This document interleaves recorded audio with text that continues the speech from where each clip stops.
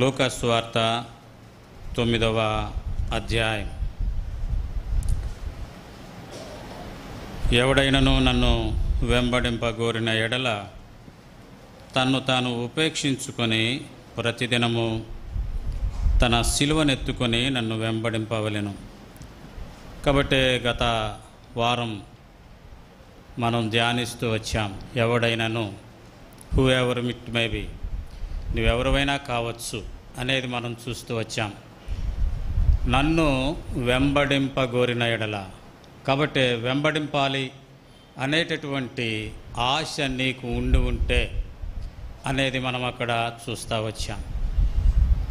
ఎలా వెంబడించాలంటే తన్ను తాను ఉపేక్షించుకొని, అంటే మనం అక్కడ చూస్తూ వచ్చాం, మనల్ని ఖాళీ చేసుకొని ఆ రీతిగా ప్రభువుని వెంబడించాలి. అంటే ప్రతిదినము ఏదో ఆదివారం ఒక్కరోజే కాదు, కానీ ప్రతిదినము మనము ఏం చేయాలా? సిలువనెత్తుకొని వెంబడించాలి. ఆయన సిలువనెత్తుకొని, తన సిలువనెత్తుకొని, అంటే మన సిలువనెత్తుకొని మనం వెంబడించాలి అనేది చూస్తూ వచ్చాం. కాబట్టి సిలువ ఎత్తుకోవాల్సినటువంటి విషయాలు లేదా సిలువ వేయబడాల్సినటువంటి విషయాలు మనం గత వారంలో కొన్ని చూస్తూ వచ్చాం. ఏది మనము సిలువ వేయబడాలనేది ఒక 5 విషయాలు మనం ఇక్కడ చూస్తూ వచ్చాం. ఇదే సందర్భంలో ఈ యొక్క పౌలు గారు, అపోస్తలుడైన పౌలు గారు ఒక మాట వ్రాస్తూ ఉన్నాడు. 2వ అధ్యాయంలో ఇక్కడ వ్రాయబడతా ఉంది 20వ వచనంలో, నేను క్రీస్తుతో కూడా సిలువ వేయబడి ఉన్నాను. కాబట్టి ఎప్పుడైతే మనము సిలువ ఎత్తుకుంటామో, సిలువ ఎత్తుకోవటం ద్వారా మనము సిలువ వేయబడిన అనుభవంలోనికి మనం వెళ్తాం. కాబట్టి పౌలు గారు ఇక్కడ చెప్తా ఉన్నాడు, నేను క్రీస్తుతో కూడా సిలువ వేయబడి ఉన్నాను. ఇకను జీవించువాడను నేను కాను, క్రీస్తే నాయందు జీవించుచున్నాడు. ఇకను జీవించువాడను నేను కాను, క్రీస్తే నాయందు జీవించుచున్నాడు. కాబట్టి గత వారం ఏది మనం సిలువ వేయాలి అనేది మనం చూస్తూ వచ్చాం. ఈ వారంలో సిలువ ఎత్తుకొనిన లేదా సిలువ వేయబడినటువంటి మనము ఏ రీతిగా ఉండాలి అనే విషయాన్ని మనం కొన్ని మాటలు చూద్దాం. ఏ రీతిగా మన జీవితం, అంటే సిలువ వేయబడినటువంటి అనుభవంలో వేటిని మనము కలిగి ఉండకూడదు లేదా వేటిని మనం కలిగి ఉండాలి అనే విషయాలు కొన్ని మనం చూద్దాం. చూస్తూ ఈ లూకా సువార్త 9వ అధ్యాయంలో మనం చూస్తూ వచ్చాం. 18వ వచనం నుండి 27వ వచనం వరకు ఆయన మొట్టమొదటిదిగా, యేసుక్రీస్తు ప్రభువారు మొట్టమొదటిదిగా తన పరిచర్య ఆరంభించినది మొదలుకొని మొట్టమొదటి పర్యాయం సిలువను గూర్చి ఇక్కడ ప్రస్తావిస్తూ వచ్చారు అనేది మనం చూస్తూ వచ్చాం. కాబట్టి ఇట్లా 3వ దినాన్న నేను చనిపోతాను, చనిపోయిన తర్వాత 3వ దినాన్న నేను లేస్తాను అని చెప్తూ, నన్ను వెంబడించేవారు కూడా ఆ రీతిగానే ఉండాలి, సిలువ ఎత్తుకొనే రావాలి అని చెప్పినట్లుగా మనం చూస్తాం. అదే సమయంలో 28వ వచనము నుండి 36వ వచనం వరకు పైన చెప్పినటువంటిది కింద నెరవేర్చబడినటువంటి విధానాన్ని మనం చూస్తూ ఉన్నాం. పైన ఏదైతే సిలువ అనేటటువంటి పదాన్ని ఉపయోగిస్తూ వచ్చారో అదే మాట కింద 28వ వచనంలో మనం 28వ వచనం నుంచి కింద చూస్తే 31వ వచనానికి వచ్చేటప్పటికి, వారు మహిమతో అగుపడి ఆయన యెరూషలేములో నెరవేర్చబోవు నిర్గమమును గూర్చి మాటలాడుచుండిరి అనే మాట మనం అక్కడ చూస్తూ ఉన్నాం. నిర్గమము అనేది అంటే నిష్క్రమించటము అనేది అన్ని మనం చూస్తాం. నిర్గమము లేదా నిష్క్రమము అనేది అంటే తాను ఏ రీతిగా ఈ లోకము నుండి నిష్క్రమించబోతా ఉన్నాడు లేదా ఏ రీతిగా తాను ఈ లోకాన్ని విడిచిపెట్టబోతా ఉన్నాడు అనే విషయాలు మోషే గారు ఏలియా గారు వచ్చి ప్రభుతో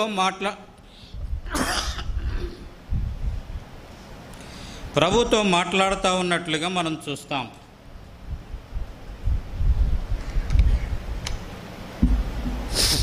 అక్కడ మనం చూస్తూ ఉన్నటువంటి మాట ఏంటిదంటే, ఆయన ఎప్పుడంటే ఇది ప్రార్థన చేయటానికి వెళ్ళినప్పుడు వారు ప్రార్థన చేస్తూ ఉండగా పేతురుని యోహానుని తాను వెంటబెట్టుకొని వెళ్ళాడు. అంటే అతి ప్రాముఖ్యమైనటువంటి సందర్భాల్లో, విషయాల్లో లేదా కష్టకరమైనటువంటి పరిస్థితుల్లో ప్రార్థన చేయటానికై ప్రభు వెళ్ళేప్పుడు 3 శిష్యులను తాను వెంటబెట్టుకొని వెళ్ళటం అలవాటు. వారెవరు అంటే జబదయ కుమారులు 2, తర్వాత పేతురు. జబదయ కుమారులు అంటే యోహాను, యాకోబు. ఈ 3ని ప్రభు వెంటబెట్టుకొని వెళ్తారు. ఆ రీతిగానే ఇక్కడ మరి ఈ యొక్క పేతురుని, యోహానుని, ఆ తర్వాత యాకోబును కూడా వెంటబెట్టుకొని వెళ్ళినట్లుగా మనం అక్కడ చూస్తూ ఉన్నాం. వారు ప్రార్థిస్తూ ఉన్నప్పుడు అక్కడ ప్రభు పొందినటువంటి రూపాంతరం మనం అక్కడ చూడగలం. చూడండి, ఆయన యొక్క రూపాంతరం ఏ రీతిగా ఉందంటే 29వ వచనం, ఆయన ప్రార్థించుచుండగా ఆయన ముఖరూపము మారెను, ఆయన వస్త్రములు తెల్లనవై దగదగ మెరిసెను, మరియు 2 పురుషులు ఆయనతో మాట్లాడుచుండిరి. వారు మోషే, ఏలియా అనువారు. వారు మహిమతో అగపడి ఆయన యెరూషలేములో నెరవేర్చబోవు నిర్గమమును గూర్చి మాటలాడుచుండిరి. కాబట్టి మనం ఇక్కడ ఆ నిర్గమమును గురించి, అంటే ప్రభు వచ్చినటువంటి ఉద్దేశం తాను నెరవేర్చేదాని కొరకై ఏ రీతిగా తాను సిద్ధపడాలి అని ఆయనతో మాట్లాడుతూ తనను బలపరుస్తూ ఉన్నట్లుగా మనం అక్కడ చూస్తాం. ఆ రీతిగా మాట్లాడుతూ ఉన్నటువంటి ఆ సందర్భంలో ఆయన వెంట తీసుకొని వెళ్ళినటువంటి ఈ 3 శిష్యులు ఎలాంటి స్థితిలో ఉన్నారు అంటే, అక్కడ ఒక ప్రాముఖ్యమైన సంఘటన జరుగుతూ ఉంది. ఈ ప్రాముఖ్యమైన సంఘటన జరుగుతూ ఉన్నప్పుడు పేతురు, యోహాను, ఈ యాకోబు అనేటటువంటి వారు ఎలా ఉన్నారు అంటే, వారు ఎలా ఉన్నారు? నిద్రమత్తులో ఉన్నారు. వారు నిద్రించే స్థితిలో ఉన్నట్లుగా మనం చూస్తూ ఉన్నాం. అంటే ప్రభువుతో కలిసి వారు మేల్కొని ప్రార్థించేటటువంటి అనుభవంలో వారు లేరు అనేది మనం అక్కడ చూస్తాం. అంతేకాదు, మనం గనక చూస్తే రండి, మత్తయి సువార్త 26వ అధ్యాయంలో గనక మనం గమనిస్తే, మత్తయి సువార్త 26వ అధ్యాయంలో గనక మనం గమనిస్తే అక్కడ కూడా మనం చూస్తాం. చూడండి, 26వ అధ్యాయంలో మనం చూస్తాం 36వ వచనం, అంతటా యేసు వారితో కూడా గెత్సెమనే అనబడిన చోటికి వచ్చి, నేను అక్కడికి వెళ్ళి ప్రార్థన చేసి వచ్చే వరకు మీరు ఇక్కడ కూర్చుండుడని శిష్యులతో చెప్పి పేతురును జబదయి 2 కుమారులను, అంటే జబదయి 2 కుమారులంటే యోహాను, యాకోబును వెంటబెట్టుకొని పోయి దుఃఖపడుటకును చింతాక్రాంతుడగుటకును మొదలుపెట్టెను. అంటే ఆయన మనం చూసినటువంటి ఆ 9వ అధ్యాయంలో మనం చూసిన ఆ నిర్గమము నెరవేర్చబడబోయేటటువంటి సమయం వచ్చినప్పుడు కూడా ఈ 3ని వెంటబెట్టుకొని వెళ్ళి ఆయన ప్రార్థిస్తూ దుఃఖాక్రాంతుడగుటకు చింతాక్రాంతుడగుటకు మొదలుపెట్టినప్పుడు కూడా వారు ఎలా ఉన్నారు అంటే ఇక్కడ మనం చూస్తూ ఉన్నాం. చూడండి, 40వ వచనం, ఆయన మరలా శిష్యుల యొద్దకు వచ్చి వారు నిద్రించుట చూచి, ఒక్క గడి అయినను నాతో కూడా మేల్కొని ఉండలేరా? మీరు శోధనలో ప్రవేశించకుండానట్లు మెలకువగా ఉండి ప్రార్థన చేయుడి. కాబట్టి ప్రాముఖ్యమైనటువంటి సమయంలో వారు చేయాల్సినటువంటి పని చేయకుండా వారు నిద్రమత్తులైనట్లుగా మనం అక్కడ చూస్తూ ఉన్నాం. నిద్రించేవారుగా ఉన్నట్లుగా మనం అక్కడ చూస్తూ ఉన్నాం. ఒక ప్రక్క ప్రభువారు చింతాక్రాంతుడవటం, దుఃఖపడటానికి, మరి వేదన పడటానికి ఆయన మరి సన్నద్ధుడై ఆ రీతిగా ఉంటే, తండ్రి నీ చిత్తమైతే ఈ గిన్నె నా యొద్ద నుండి తొలగించు అని ఆయన ప్రార్థన చేస్తూ ఉంటే, ఇక్కడ వీరు మాత్రం ఏం చేస్తూ ఉన్నారు? నిద్రించేవారుగా ఉన్నట్లుగా మనం అక్కడ చూస్తాం. కనుక అతి ప్రాముఖ్యమైనటువంటి సమయాల్లో ఈనాడు మనము కూడా అదే పరిస్థితిని మనం కలిగి ఉంటా ఉన్నాం.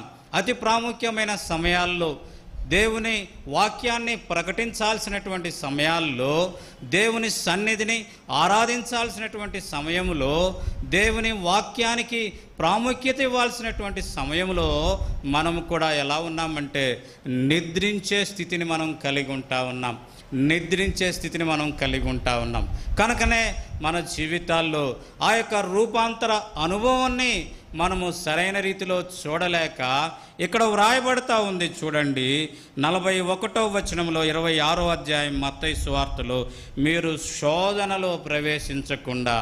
కాబట్టి అట్టి నిద్ర, ఆ యొక్క నిద్ర మత్తు కారణం చేత అనేక పర్యాయాలు మనం శోధనలో ప్రవేశించే వారంగా మనం ఉంటా ఉన్నాం. కనుక ప్రియమైన సహోదరుడా, ప్రియమైన సహోదరి, ఎందుకు మన జీవితాల్లో శోధనలు ఎదురవుతూ ఉన్నాయంటే మనము సరైనటువంటి రీతిగా ప్రభు సన్నిధిలో గడపాల్సినంతగా గడపని కారణం చేత. మనం అనుకుంటాం, వారు కూడా అనుకొని ఉంటారు, మా పక్కనే ప్రభు ఉన్నాడు, మమ్మల్ని ఎవరు పిలిచారో తెలుసా? ఎవరు పిలిచారు మమ్మల్ని? ప్రభు పిలిచాడు. మమ్మల్ని ప్రభు పిలిచాడు, మేము ప్రభువుతో ఉన్నాం అని అనుకుంటా ఉన్నారు. కానీ వారు ఎలా ఉన్నారంటే మత్తు కలిగినటువంటి స్థితిలో ఉన్నట్లుగా మనం అక్కడ చూస్తూ ఉన్నాం. ప్రభు ఉన్నంత మాత్రాన నీవు సరైనటువంటి రీతిలో లేకుండా ఉంటే దానివల్ల నష్టం ఏంటి? అందుకే మనం చూస్తాం, శిష్యులు ఓడలో ప్రయాణం చేస్తూ ఉన్నారు. ప్రభువారు ఆ రీతిగా తాను అలసిపోయి ఆ ఓడ అడుగు భాగానికి చేరి నిద్రపోతూ ఉన్నాడు. నిద్రపోతూ ఉంటే ఏమొచ్చింది? తుఫాను వచ్చింది. తుఫాను వచ్చింది. భయంకరమైన తుఫాను మునిగిపోతూ ఉంది. వారు గగ్గోలు పెడతా ఉన్నారు. గగ్గోలు పెడుతూ చివరికి వెళ్ళి ప్రభా మేము నశించడం నీకు ఇష్టమా? ఇదిగో తుఫాను, భయంకరమైన తుఫాను వస్తూ ఉంది అంటే కదండి. ప్రభు ఉన్నప్పటికీ కూడా మనము మెలకువగా లేకపోతే మనము శోధనలో ప్రవేశిస్తాం. మనం దేవుని బిడ్డలం అనుకుంటా ఉన్నాం, కానీ అనేక పర్యాయాలు ఎందుకు మన జీవితాల్లో శోధనలకి స్థానం కలుగుతూ ఉంది, శోధన రావటానికి అవకాశం కలుగుతూ ఉంది అంటే మనమే ద్వారాలు తెరిచి ఉంచుతూ ఉన్నాం. మనం ఉండాల్సినటువంటి రీతిగా ప్రభు దగ్గర మనం ఉండాల్సినటువంటి రీతిగా మనం ఉండకుండా, ప్రభు సన్నిధిలో మనం ఉండాల్సినటువంటి రీతిగా మనం ఉండకుండా, ఈనాడు ఒక విధంగా చెప్పాలంటే కొంచెం బాధ, ఫ్యాషన్ అయిపోయింది. ఏంటిదంటే ఈనాడు దేవుని వాక్యాన్ని తీసుకొని రాకుండా సెల్ ఫోన్లో చూడటం అలవాటు అయిపోయింది. అది సరైన క్రమమేనంటారా? ఈనాడు పాటలు పాడేది కూడా సెల్ ఫోన్లో చూసుకొని పాటలు పాడుతూ ఉన్నాం. ఎంత విచారకరం అండి, ఎంత విచారకరం. మనం ఉండాల్సినటువంటి రీతిలో మనం ఉండాలి. దేవుడు మనకి ఇచ్చినటువంటి సదుపాయాల్ని మనం వినియోగించుకోవాలి. ఒకనాడు రాబోతూ ఉంది దేవుని వాక్యం, దేవుని పాటల పుస్తకాలు లేకుండా తిరగాల్సినటువంటి సమయం మన ముందు రాబోతూ ఉంది. మనం చూస్తూ ఉన్నాం. మనకి ఇప్పుడు ప్రస్తుతం మణిపూర్లో జరుగుతూ ఉన్నటువంటి ఆ భయంకరమైన పరిస్థితులు మనం చూస్తూ ఉన్నాం.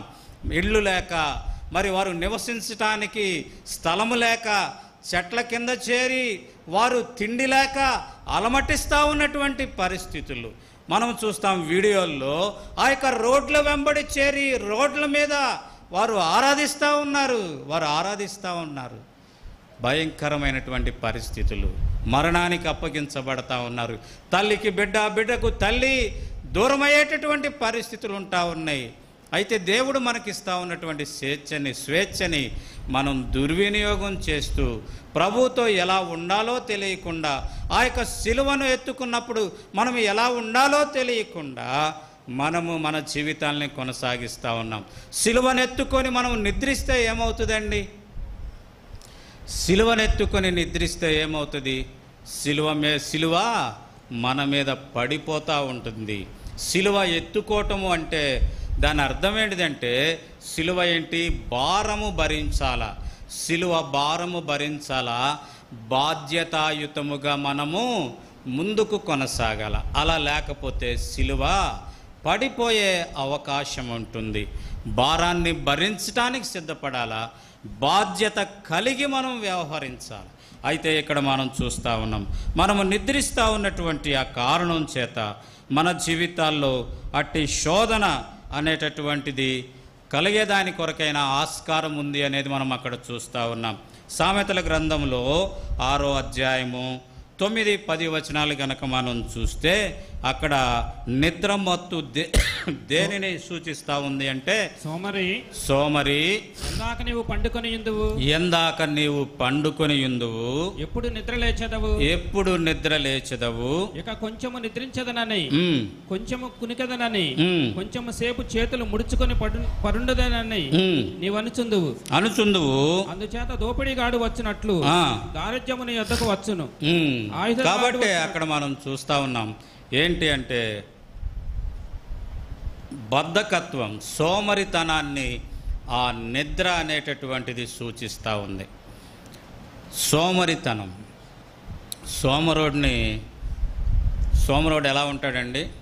వాడు అక్కడ వ్రాయబడతా ఉంది దేవుని వాక్యంలో, చింపిరి గుడ్డలు, సోమరోడికి లేమిడి, ఈ రీతిగా దాపురిస్తాయి అనేది మనం అక్కడ చూస్తూ ఉన్నాం. సోమరితనం. కాబట్టి నిద్రమత్తు అనేది శోధనకి కారణమవుతుంది. నిద్రమత్తు అనేది లేమికి కారణమవుతుంది. బద్ధకత్వమైన జీవితం. వారు ఏ పని చేయాలన్నా చేయటానికి ఇష్టపడరు, అంతగా బద్ధకమైనటువంటి జీవితం. కాబట్టే ప్రభు నిన్ను నన్ను రక్షించుకుంది, లేదా ప్రభు నీ కొరకు నా కొరకు ప్రాణము క్రయముగా చెల్లించి తన రక్తాన్ని కార్చింది నీవు నిస్తేజముగా ఉండేదాని కాదు. అందుకే ఇక్కడ అంటాడు, మనం చూస్తాం చూడండి, మత్తయి సువార్త చివరి అధ్యాయములో ఆయన అంటాడు చూడండి, 20వ వచనం, 28వ అధ్యాయము 20వ వచనములో, నేను మీకు ఏ సంగతులు ఆజ్ఞాపించితినో వాటన్నిటినీ గైకొనవలనని వారికి బోధించుడి. కాబట్టి ఏ సంగతులు ప్రభు మనకి తెలియపరుస్తూ వచ్చాడో వాటిని ఇతరులకు మనం తెలియపరచగలిగిన వారంగా ఉండాలి. అంటే మనం ఎప్పుడూ కూడా మెలకువ కలిగినటువంటి ఆ జీవితాన్ని మనం కలిగి ఉండటం ద్వారా మాత్రమే మనం ఆ కార్యాలు చేయగలం. అనేక పర్యాయాలు మనం ఎలా ఉంటామంటే మత్తులమై ఉంటాము, కానీ మెలకువగా ఉన్నవారిలాగా నటిస్తూ ఉంటాం. మత్తు కలిగి ఉంటాం అంటే ఇది బహిరంగమైనటువంటి నిద్ర కాదు, ఆత్మీయమైన మత్తు కలిగి ఉంటాం.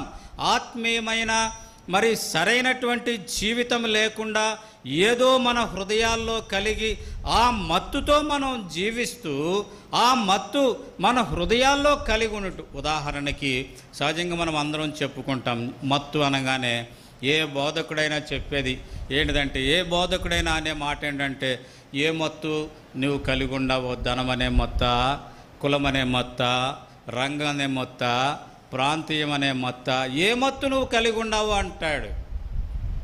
అవేవో మన హృదయాల్లో కలిగి ఉంటాం, కలిగి ఉండి బయటికి మాత్రం ఎలా ఉంటామంటే చాలా మంచి వారముగా ఉన్నట్లుగా మనం నటిస్తూ ఉంటాం. అందుకే రండి చూద్దాం, కీర్తన గ్రంథము 18వ అధ్యాయము 44వ వచనములో గనక మనం చూస్తే, కీర్తన గ్రంథము 18వ అధ్యాయము 44వ వచనం, నా మాటను చెవిని పడగానే వారు నాకు విధేయులగుదురు, అన్యులు నాకు లోబడినట్టు నటించుదురు. కాబట్టి లోబడినట్లుగా లేదా దేవుని ప్రజలమైనట్లుగా నటిస్తూ ఉంటాము, కానీ హృదయములో మాత్రం ఏదైతే ఉండకూడదో అది మన జీవితాల్లో ఉంటూ ఉంటుంది. కనుక ప్రియమైన సహోదరుడా, ప్రియమైన సహోదరి, ఇక్కడ మనం చూస్తూ ఉన్నది ఏంటంటే, ఇక్కడ మనం ఏం చూస్తూ ఉన్నామంటే, ప్రభు ఆ యొక్క నిర్గమము గురించి మాట్లాడుతూ ఉంటే వారు మత్తులై ఉన్నట్లుగా మనం అక్కడ చూస్తూ ఉన్నాం. ఆ తర్వాత చూద్దాం రండి, 32వ వచనం, పేతురును అతనితో కూడా ఉన్నవారును నిద్రమత్తుగా ఉండిరి, వారు మేల్కొనినప్పుడు ఆయన మహిమను ఆయనతో కూడా నిలిచి ఉన్న ఇద్దరు పురుషులను చూచిరి. ఆ ఇద్దరు పురుషులు ఆయన యొద్ద నుండి వెళ్ళిపోచుండగా పేతురు యేసుతో, ఏలినవాడా, మనమిక్కడ ఉండుట మంచిది. నీకు ఒకటియు, మోషేకు ఒకటియు, ఏలియాకు ఒకటియు 3 పర్ణశాలలు మేము కట్టుదమని తాను చెప్పినది తానెరుగకయే చెప్పాను. కాబట్టి వారు మత్తుగా ఉన్న కారణం చేత అక్కడ వారు ఏం పలుకుతా ఉన్నారంటే, వారు మాట్లాడి వెళ్ళిపోయేటప్పుడు మోషేని ఏలియాని వారు చూసి అప్పుడు పేతురు అంటా ఉన్నాడు. పేతురు ఏమంటా ఉన్నాడంటే, ఏలినవాడా, మనమిక్కడ ఉండుట మంచిది. ఏలినవాడా, మనమిక్కడ ఉండుట మంచిది. కాబట్టి అనేక పర్యాయాలు మనం ఎలా ఉంటామంటే, ప్రభు కార్యాలలో అనవసర జోక్యాన్ని మనం చేసుకుంటా ఉన్నాం. మనది కాని దాని విషయంలో మనం జోక్యం చేసుకొని ప్రభు కార్యాలను నష్టపరిచే వారంగా మనం ఉంటా ఉన్నాం. ప్రభు కార్యాలకి అభ్యంతర కారణంగా మనం ఉంటా ఉన్నాం. లేదా మన సొంత ఆలోచన, మన సొంత తలంపులను ప్రభు కార్యాలలో చొప్పించాలని అనేక పర్యాయాలు ప్రయత్నిస్తూ ఉన్నాం. తత్ఫలితంగా ప్రభు కార్యము నష్టపోతూ ఉంది. ఈనాడు దేవుని సంఘాలు ఎందుకు నష్టపోతూ ఉన్నాయి? కారణం ఏంటిదంటే, ప్రభు కార్యాలలో మానవ హస్తం చొరబడతా ఉంది. ఆ కారణం చేతనే ఈనాడు నష్టం అనేటటువంటిది దేవుని సంఘాల్లో మనం చూడగలుగుతా ఉన్నాం. పేతురు అంటా ఉన్నాడు, ఏమంటా ఉన్నాడు, మనం ఇక్కడ ఉండుట మంచిది. దానికి ముందు ఆ ప్రభు మోషే ఏలియాతో మరి చర్చించినటువంటి విషయం ఏంటిదంటే, తాను వచ్చిన ఉద్దేశం నిర్గమమును గురించి తాను మాట్లాడుతూ ఉంటే, ఇదిగో ఈ కొండ మీద మనం ఉండటం మంచిదండి. అది కొండ మీద ఒకవేళ ప్రభువే గనక ఒకవేళ పేతురు చెప్పిన ఆలోచన తీసుకొని, సరే పేతురా, నువ్వు చెప్పింది కూడా చాలా బాగుంది, కాబట్టి నాకొకటి, తర్వాత మోషేకొకటి, తర్వాత ఏలియాకొకటి 3 పర్ణశాలలు వెయ్యి, నేను రాళ్ల నుండి రొట్టెలు చేస్తాను, లేకపోతే మనకు అవసరమైనవన్నీ కూడా చేయి జాపి తీసుకొచ్చి ఇస్తూ ఉంటాను, మీరు చక్కగా బయటుండి మాకు పహారా కాయండి అని అంటే ఏమవుతుంది చెప్పండి? ఏమయ్యుండేది? ప్రభు వచ్చినటువంటి ఆ ఉద్దేశం నెరవేర్చబడేదా? ప్రభు కల్వరి శిలువలో నెరవేర్చాల్సినటువంటి ఆ యొక్క గొప్పదైనటువంటి ఆ రక్షణ కార్యం నెరవేర్చబడి ఉండేదా? ఈనాడు నీవు నేను ఇక్కడ చేరగలిగేవారమా? మానవునికి రక్షణ అనేటటువంటిది వచ్చిండేదా? కనుకనే అనేక పర్యాయాలు అభ్యంతర కారణంగా మనం ఉంటా ఉన్నాం. ప్రభు కార్యాల్లో అనవసరమైన జోక్యాన్ని మనం కలుగు చేసుకుంటూ ఉన్నాం. అందుకే రండి చూద్దాం. ఈ యొక్క మత్తయి సువార్త 26వ అధ్యాయములో, మత్తయి సువార్త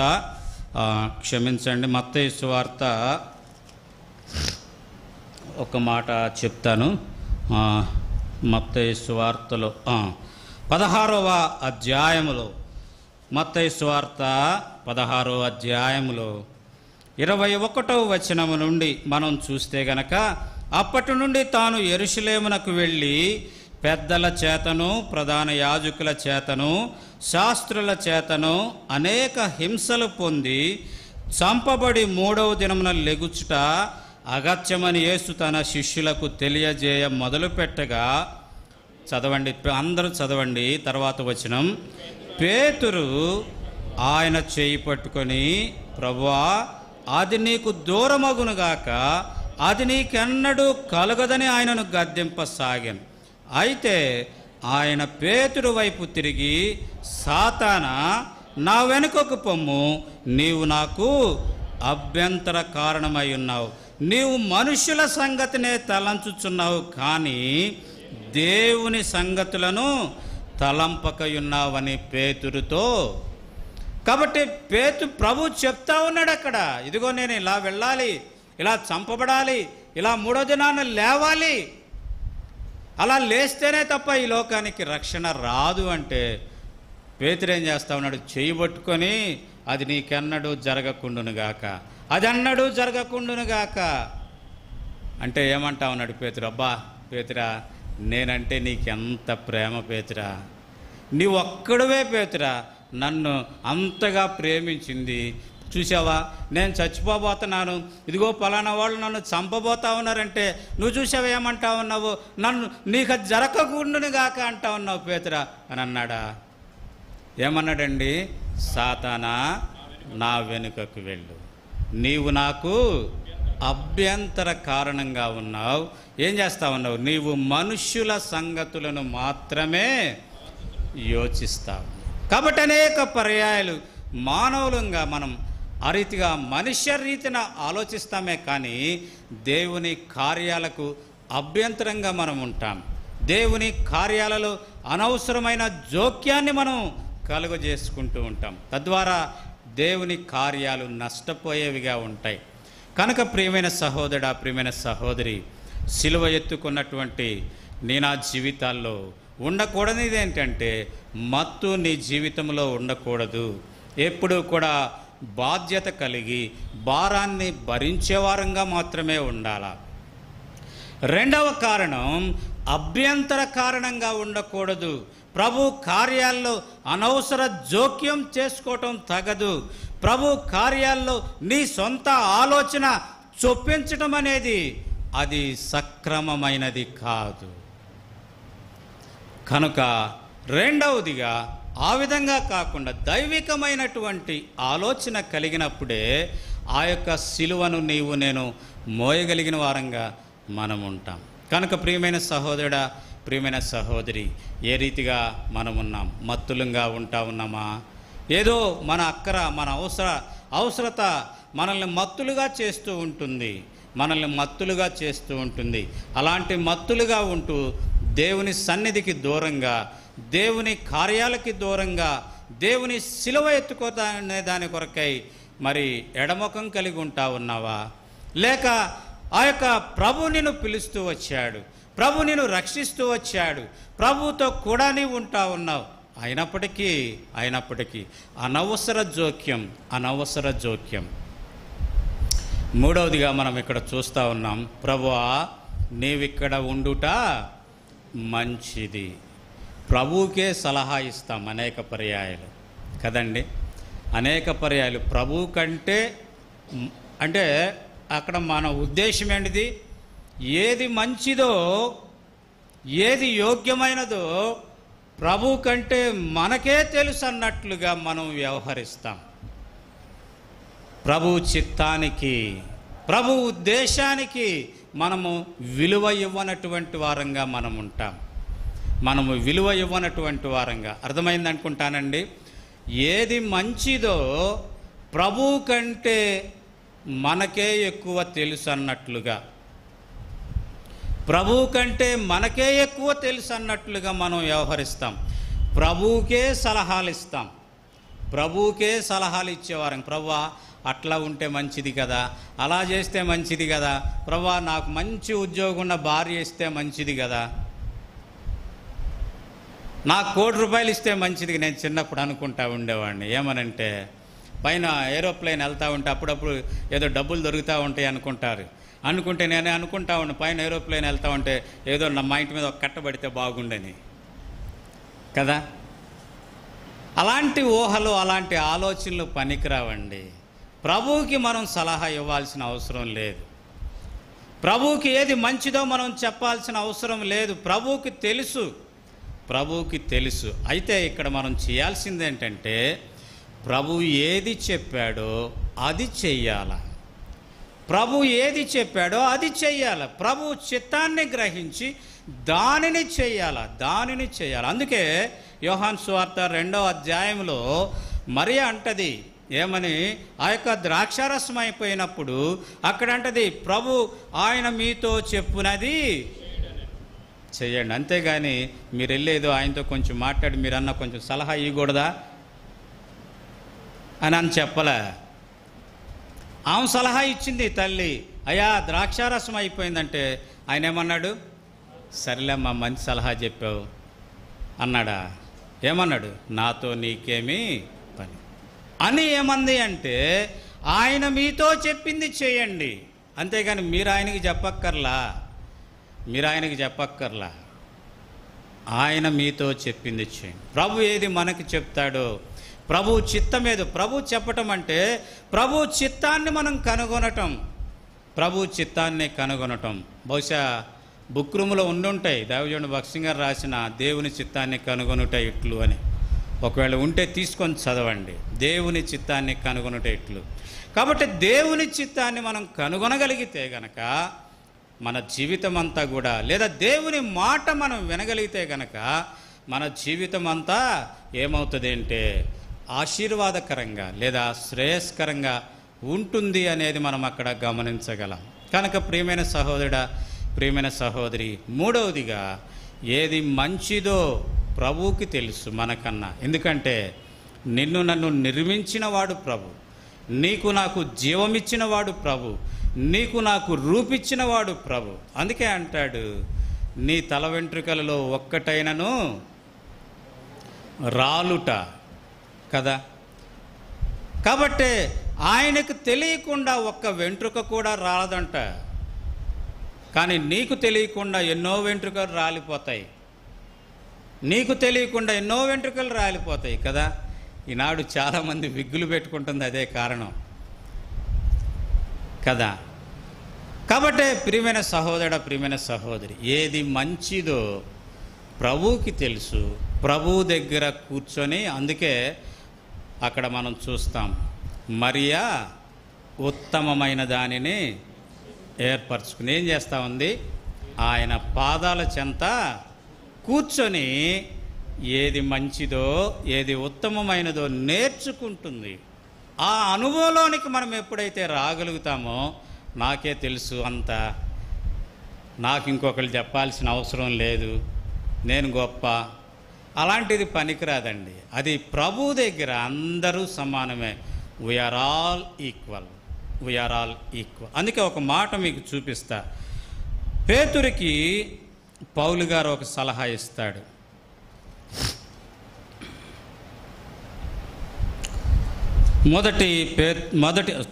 తిమోతి పత్రిక, మనకి బైబిల్ గ్రంథం అంతటిలో కూడా దైవజనుడా అని పిలిచినటువంటి వారు, పిలిపించుకున్న వారు 7 వ్యక్తులు ఉన్నారు. దైవజనుడా అని పిలిపించుకున్న వారు 7 వ్యక్తులు ఉన్నారు. ఆ 7 వ్యక్తుల్లో 6 వ్యక్తులు పాత నిబంధనలో ఉంటే, క్రొత్త నిబంధనలో ఎంతమంది ఉన్నారు? ఒక్కరున్నారు. క్రొత్త నిబంధనలో ఒక్కరున్నారు, ఆయనే ఈ తిమోతి. మొదటి పేతురు పత్రికలో ఒక పర్యాయము, రెండవ పేతురు పత్రికలో ఒక పర్యాయము దైవజనుడా అని పౌలు గారు సంబోధించినప్పటికీ కూడా అక్కడ ఏమని వ్రాస్తాడు అంటే, ఒక మాట చూడండి, మొదటి పత్రికలో మనం చూస్తాం.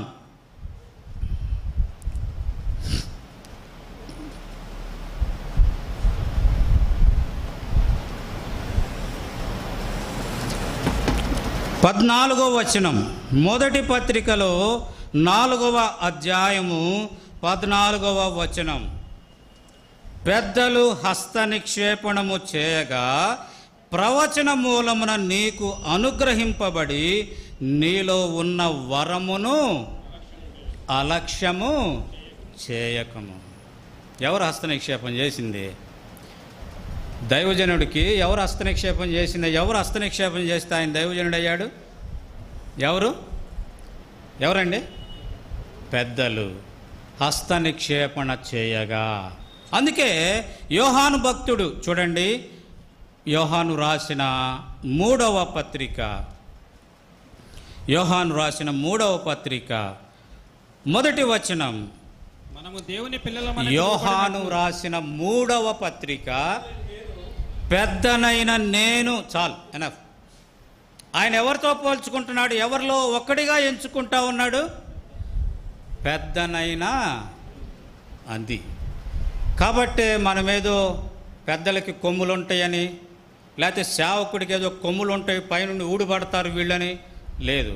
We are all equal. ఎవరైతే ప్రభు యొక్క రక్తంలో కడగబడుతూ వచ్చారో అందరూ సమానమే. అయితే ఇచ్చినటువంటి వరాలు వేరు, ఇచ్చినటువంటి బాధ్యతలు వేరు. అది మనం గుర్తించాలా. అందుకే ఇక్కడ వ్రాయబడుతుంది, యాకోబు పత్రికలో కూడా వ్రాయబడుతుంది, ఎవడైనాను అనారోగ్యముతో ఉండిన ఎడల ఏం చేయాలా? సేవకుడైనా పెద్దలైనా ఒకటే, ఈక్వల్. సేవకుడికి ఒక పెద్ద ఎత్తు స్తంభం, పెద్దలకి ఆ పక్కనే స్తంభం, పరిచారకులకు ఆ పక్క స్తంభాలు, విశ్వాసులకి నేల మీద చాప, అలా లేదు. మనం పరలోకములో చూస్తాం. పరలోకములో అపోస్తలులైనటువంటి ఈ 12 మంది గోత్రాలకు చెందినటువంటి 12 మందిని కలిపేమన్నారు అక్కడ? 24 కొమ్ములు గలవారు అన్నారా? లేదండి, లేదు. కాబట్టే మనం గ్రహించాల్సినటువంటి విషయం అది. కాబట్టే ప్రభు ఉద్దేశాన్ని మనం స్పష్టంగా గమనించాలి. ఏంటిది అంటే సిలువను ఎత్తుకొని ఎలా మనం వెళ్తా ఉన్నాం, అది ప్రాముఖ్యమైన విషయం. అంతే తప్ప మనం ఏదో ప్రభువుకి సలహాలు ఇచ్చి, ప్రభు అట్లా ఉంటే మంచిది ప్రభా, అట్లా నీకు పర్ణశాల కట్టి నువ్వు ఇక్కడ ఉంటేనే మంచిది ప్రభా అంటే, ప్రభు వచ్చింది అందుకు కాదు. నీ చేత పర్ణశాల కట్టించుకోవటానికి కాదు, నీ చేత కాపలాగా పెంచుకోవటానికి కాదు, ఏది మంచిదో చెప్పించుకోవటానికి కాదు ప్రభు వచ్చింది. అది మనం గ్రహించాలా.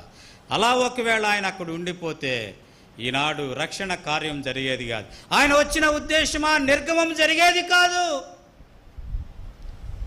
కనుకనే ప్రియమైన సహోదరుడా, ప్రియమైన సహోదరి, మన స్థాయి ఏదో మనం గ్రహించాలా. ఎంతవరకు మనం మాట్లాడాలో అంతవరకే మాట్లాడాలా. ఎంతవరకు మనకు బాధ్యత ఇచ్చారో అంతవరకే బాధ్యత వ్యవహరించాలి. అంతేగాని పిలిచేరులే అని మొత్తం మనం పూసేసుకుంటే ఏమైంది? కలగా పులగం అయిపోతుంది. జాగ్రత్త. కాబట్టి మూడవదిగా మనము ప్రభు చిత్తము ఎరిగినటువంటి వారముగా ఉండాలి అనేటటువంటిది మనం అక్కడ చూస్తూ ఉన్నాం. తర్వాత నాలుగవదిగా ఆ కారణం చేత మనం అక్కడ ఏం చూస్తూ ఉన్నామంటే చూడండి, ఆ కారణం చేత ఇక్కడ మనం గమనిస్తూ ఉన్నాం 30వ వచనములో, మరియు 2 పురుషులు ఆయనతో మాట్లాడుచుండిరి, వారు మోషే ఏలియా అనువారు. ఎవరితో మాట్లాడుతూ ఉన్నారు? ఆయనతో మాట్లాడుతూ ఉన్నారు. ఆయనతో మాట్లాడుతూ ఉంటే నీవేం చేయాలా? మౌనంగా ఉండి వినాలా, విధేయత చూపించాలా. అంతే తప్ప మధ్యలో జోక్యం చేసుకోవటం తగదు. మధ్యలో జోక్యం చేసుకోవటం ద్వారా ప్రభువు తండ్రి రెస్పాండ్ అవ్వాల్సి వచ్చింది, హెచ్చరికను పొందాల్సి వచ్చింది, గద్దింపు పొందాల్సి వచ్చింది. ఏమని అంటే, ఈయన నా ప్రియ కుమారుడు, ఈయన నా ప్రియ కుమారుడు, ఆయన మాట గద్దింపు పొందాల్సి వచ్చింది. అనవసర కార్యాలు, అనవసర జోక్యం. అలా ఉన్నప్పుడు మన జీవితాల్లో మనం సిలువ ఎత్తుకున్నటువంటి వారముగా మనము ముందుకు వెళ్ళలేము. ఆ శబ్దం విన్నప్పుడు వీళ్ళ పరిస్థితి ఎలా ఉంది అంటే చూడండి, మనం చూస్తాం మత్తయి సువార్త 17వ అధ్యాయం. మత్తయి సువార్త 17వ అధ్యాయం అనుకుంటాను. అక్కడ చూడండి ఒక మాట ఉంటుంది. 17వ అధ్యాయము మనం చూద్దాం. ఒక మాట 6వ వచనం. శిష్యులు 17వ అధ్యాయము 6. శిష్యులు ఈ మాట విని బోర్లపడి మిక్కిలి భయపడగా యేసు వారి యొద్దకు వచ్చి వారిని ముట్టి లెండి, భయపడకూడని చెప్పాను, వారిని ముట్టి లెండి అని చెప్పి ఏం చేస్తూ వచ్చాడు? భయపడవద్దు. ఏమయ్యారు వాళ్ళు? ప్రభు హెచ్చరించినప్పుడు, గద్దించినప్పుడు ఏమయ్యాడు? బోర్ల పడ్డారు, గజ గజ గజ వణికిపోయారు. కనుక ప్రియమైన సహోదరుడా, ప్రియమైన సహోదరి, ఈనాడు ప్రభు ఏదో గద్దిస్తే నువ్వు బోర్ల పడతావు, గజగజ వణుకుతావని కాదు. అనేకల యొక్క జీవితాల్లో ప్రభు మాట విననప్పుడు ఏం చేస్తూ ఉంటాడంటే వినేటట్లుగా చేస్తాడు. అందుకే యోనా నినివేకి వెళ్ళాలి, కానీ ఎక్కడికి వెళ్తా ఉన్నాడు? తార్షీషుకు వెళ్తా ఉన్నప్పుడు ప్రభు ఏం చేస్తూ వచ్చాడు? ప్రభు చేసినటువంటి కార్యం ఏంటి?